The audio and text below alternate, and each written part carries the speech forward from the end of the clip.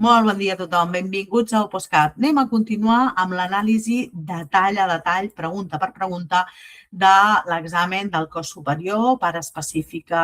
Ara de moment estem a la part comuna, de la part comuna de cos superior. És el codi de procés 871 dins del que és la convocatòria 870. I anem a veure, avui ens toca la pregunta número 5. La pregunta número 5. Recordem que de moment portem la pregunta 1 que s'aguantaven pinces, però la 2, la 3 i la 4 hem arribat a la conclusió que no només perquè està en el temari, sinó també per coneixements generals ens la podíem treure. Per tant, ni tan mal anem de moment, no? Anem a veure ara la pregunta 5. La pregunta 5 ens diu, de conformitat amb la llei 39/2015, de 1 d'octubre, del procediment administratiu comú de les administracions públiques, les persones interessades poden sol·licitar l'inici d'un procediment de responsabilitat patrimonial.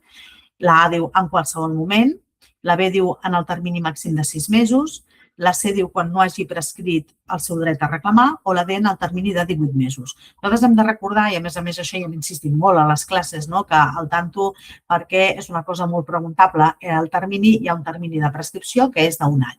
Un any que comença a comptar des de la producció dels fets, però quan es tracta de danys de caràcter físic o de caràcter psicològic, aquest termini d'un any comença a comptar des de la curació o bé la determinació de l'abast de les seqüeles.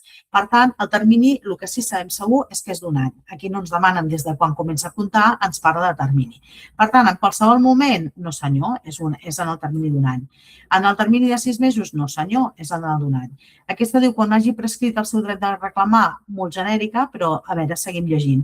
I la D diu en el termini de 8 mesos, no, això és més que un any. Per tant, sense cap mena de dubte, només podia ser la C.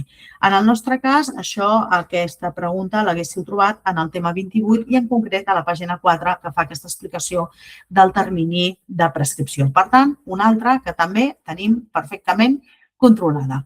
Bé, doncs res més per part meva. Recordeu que en la descripció teniu els links, tant en el canal de YouTube com en la plataforma del Postcat, que allà teniu més xitxa i podeu veure millor com és el funcionament, com s'explica, etcètera, per tenir més criteri i ampliar la informació. Per part meva, res més que dir-vos que moltíssimes gràcies per la vostra atenció i que, com sempre, recordeu, a tope!